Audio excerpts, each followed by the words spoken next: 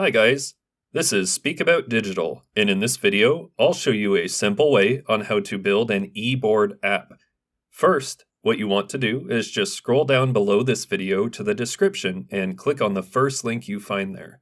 Then you're going to come across this platform, Glide.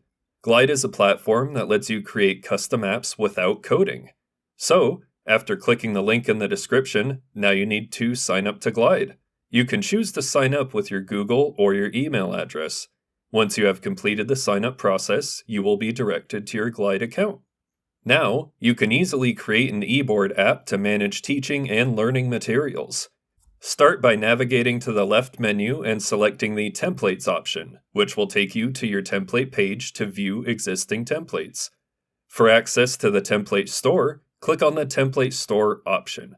This will direct you to the templates library, where templates are organized into different categories for easy browsing. If you're searching for a specific template, the search bar is your tool. In this instance, we're looking for an e-board app template, so we will write the keyword e-board in the search bar and select a template named e-board. On the next page, two options are available on the right side: Create this app and Preview. Click on the Create This App button, which will lead you to the editor for further customization.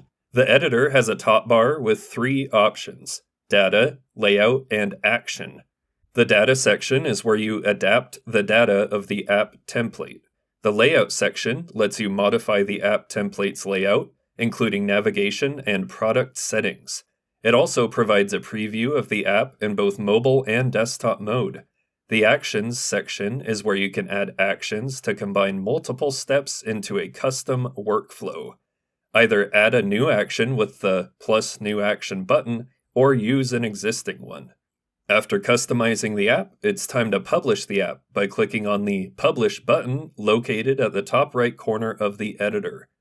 Once published, a Share button appears in the same location, providing multiple sharing options including QR code, link, and inviting users via email. And that's it for this video tutorial on how to build an e-board app in Glide.